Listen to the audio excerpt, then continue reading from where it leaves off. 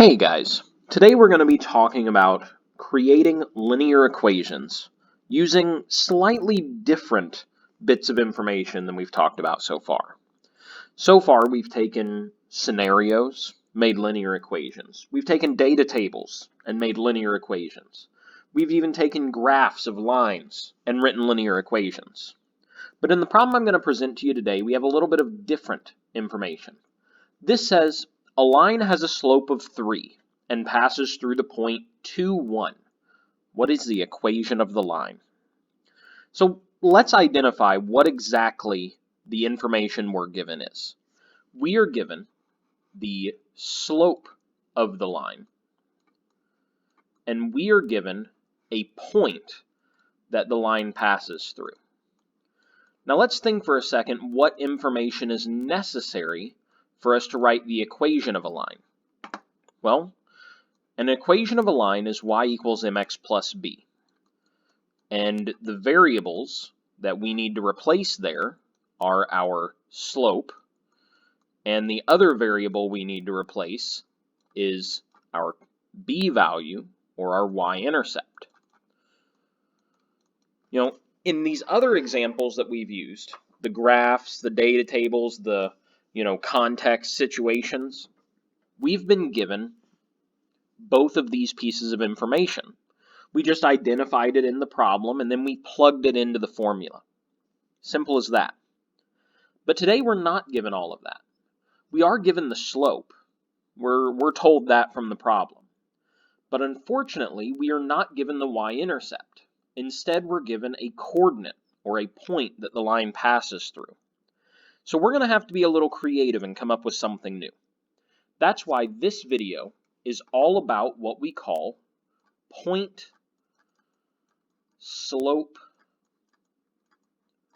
Form. So this is going to be what we talk about in this video, PointSlope Form. You can probably tell based on its name, this is a form of writing a line when you are given a point and you are given its slope. Think about what this one is called, right? This is called slope-intercept form. Now that might start to make a little bit more sense why it's called that, isn't it?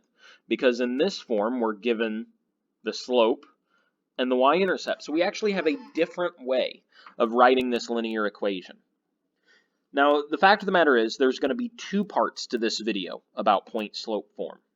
This video is going to be all about writing our information in PointSlope Form. Just seeing what the form is, putting our information from the problem in it. Okay, that's all this first video is going to be. We're going to have a second video that is all about solving PointSlope Form, meaning we are going to take that PointSlope form and we are going to turn it into slope-intercept. Okay, I use the word solving because our end goal is slope-intercept, and usually that's what we want to write our stuff in. But this video here is all about just putting our information into PointSlope Form. So I'm going to write the formula up here, and I'm going to warn you, it's a little weird looking, but we're going to explain it all. PointSlope Form is y minus y1 equals m times x minus x1. I know, that's weird looking, right? We got some parentheses, we got multiple x's and y's, but one of them has a 1 with it. It's unusual. But let's dissect this. By this point in time, we should be pretty familiar with slope-intercept form, right? Y equals mx plus b. Now let's notice what's in y equals mx plus b that we already know about. We have a y, just plain old regular y. We have an m, and we have an x. Now, of course, we also have a b. Which ones of those also show up in PointSlope form? Well, here's plain old normal y. Here is m, or our slope, and then just normal regular x. We only have two new bits of information here. This y1 and x1. Where do you think those might come from? Well, let's think about the information we were given in this problem. We were told that we have a slope of 3. Now, we already know slope is represented by m. That's something we're familiar with. We're comfortable with slope. We see that right here. But the point is written as 2, 1. Now, you guys have probably found slope by looking at points before. And you may recall that whenever we have points, what we tend to want to do is label those, right? We tend to want to label our points, things like x1, y1. So maybe this is where we are getting those x1s and y1s for our point-slope form. And that would be exactly right. So here's the deal. We know m is going to be replaced by our slope. We could have probably assumed that even before I just said it, because we've been replacing m with slope in slope-intercept form too. We might be able to assume, and you would be correct if you're assuming, that y and x, just their normal y and x, are not going to be replaced with anything. Because let's think about slope-intercept form. We don't ever replace y and x with anything there, right? It's just m that needs to be replaced. We know what's going to replace it. And then we need to replace the y1 and the x1, which we're given those values in that point right there. So let's go ahead and do that. Let's fill out what this would look like. We said this y doesn't change. It stays just y. Then I'm going to say minus y1. I want to make sure I keep that minus sign, because even if my y1 is positive, still subtracting.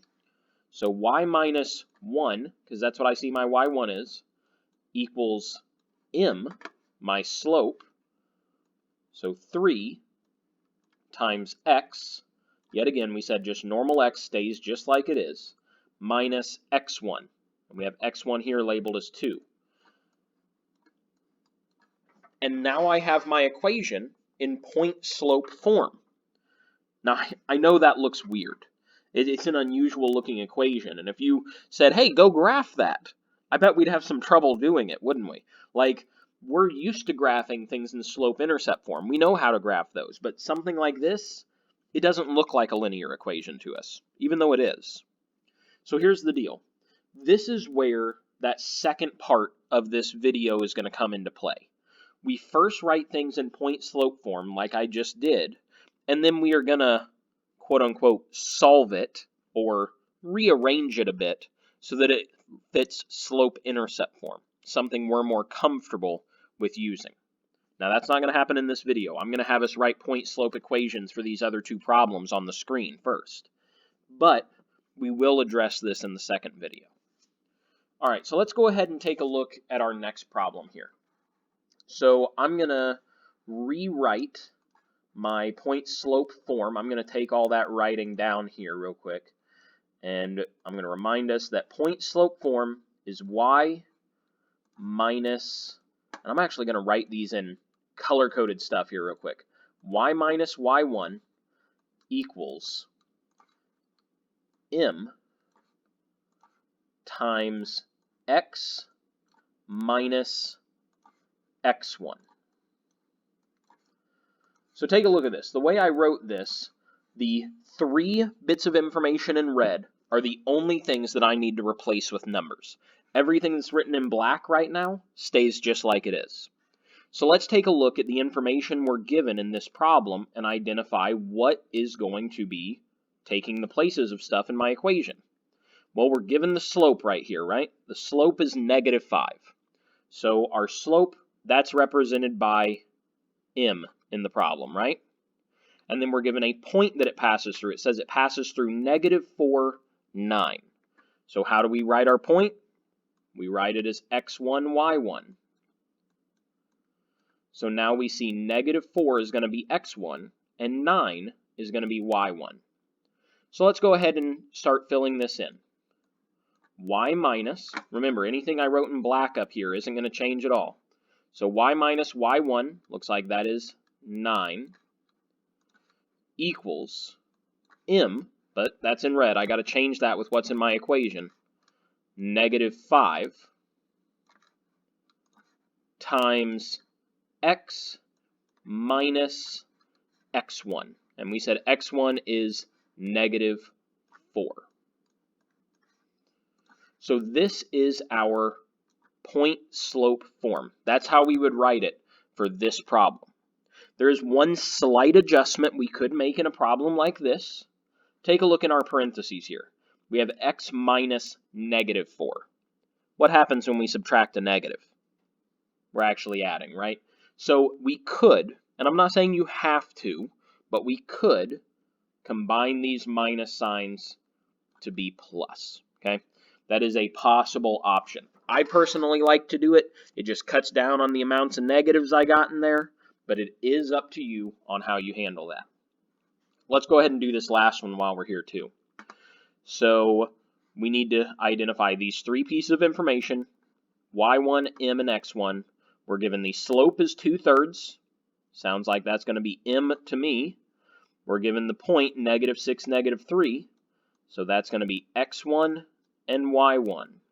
So when I write this all together, y minus y1, or negative 3, equals m 2/3, because our slope can be a fraction, times x minus x1, negative 6. So the way I personally am going to do this, and again, I do kind of recommend you do it this way because I think it makes it a lot easier for us. When we see these minus and negative, we go ahead and just turn that into a plus sign. So this point slope form for our third problem here would say y plus 3 equals 2/3 times x plus 6. All right, I'm going to go ahead and end this video here, but keep an eye out for the second video. It's going to be up next that goes over how to take this point slope form and turn it into a slope intercept form that we're more comfortable with.